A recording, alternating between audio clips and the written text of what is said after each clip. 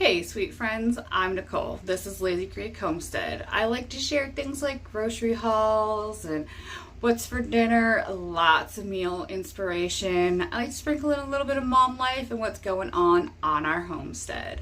I'm a mama to 4 boys and we've been homesteading on our little property in New Hampshire for 10 plus years.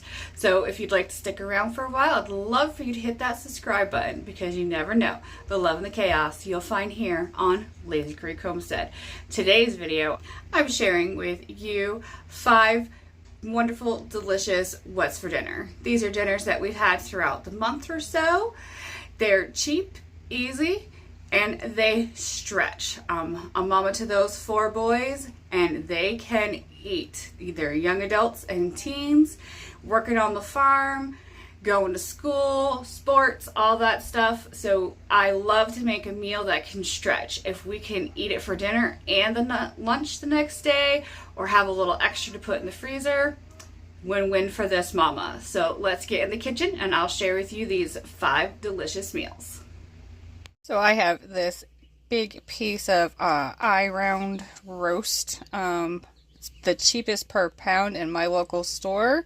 And this is my kind of all-around meat. I'm just going to trim this up and slice it up. Actually dice it this time. We're having beef and broccoli. Alright, so we have our meat all diced up. And I put in some of my garlic cloves, some of the honey and garlic here. And we're going to let that brown up. And I'm going to add some of my Kikkoman's teriyaki basin glaze. This is my favorite. And once the meat's pretty much cooked through, I'm just going to add in a couple of packages of the Knorr's teriyaki noodles. And that's a quick, easy dinner tonight. And here is our finished product. It's beef and broccoli with the Knorr's teriyaki side noodles. I just put the amount of water that the package directions called for, and I pretty much cooked it just the way the directions say, and this is dinner tonight. So we're trying a new to us recipe. We have some kielbasa cut up, and I fried it in the frying pan, and some elbow macaroni noodles, and we're gonna put in my cheese sauce, and we are gonna have some kielbasa mac and cheese. And here is our kielbasa mac and cheese out of the oven, and we are gonna plate this up. And here is what's for dinner tonight: kielbasa mac and cheese.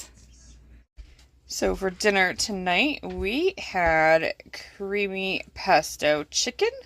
So I just diced up the chicken, and I put in some jarred pesto sauce with cream cheese and a little bit of heavy cream and a little bit extra spices and Parmesan cheese.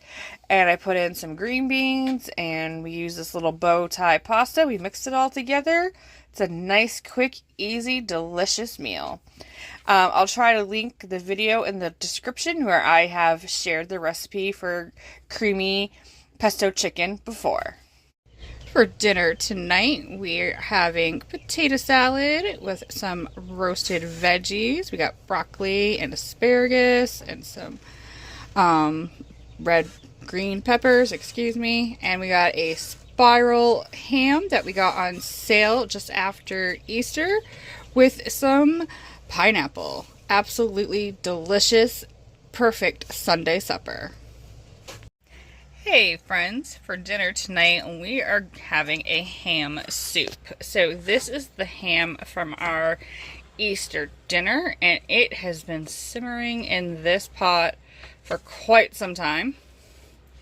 And a lot of the meat has fallen off the bone, so we're going to transport it from that into here. And then I got my sweet potatoes in here, and I'm going to add some heavy cream and some Monterey Jack and cheddar cheese and corn. and we're gonna have a ham and sweet potato soup. And this is our ham bone. It simmered in our pot for probably a good 6-7 hours today. Most of the meat is just fallen off. You can see here it just kind of wants to break right off. So I'm just gonna get as much meat off the bone as I can and add that back into my soup. This ham bone has made such a flavorful stock that I'm gonna have to really add minimum seasonings to our soup. And this is the last of that ham off the bone going into the soup. And we're just gonna let this simmer until the corn and sweet potatoes are cooked all the way through.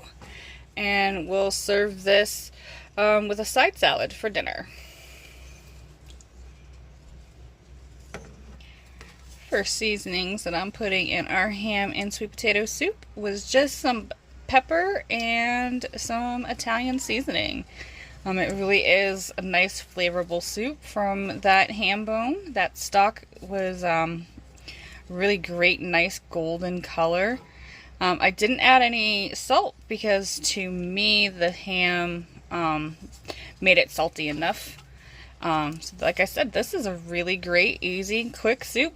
Perfect way to use up your leftovers, especially if you're in the mood for a soup and people just aren't a big fan of the traditional split pea.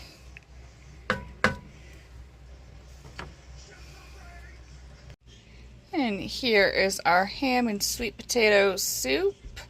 I've tried it. It is so good. And we are having a Caesar salad on the side. And this is what's for dinner tonight.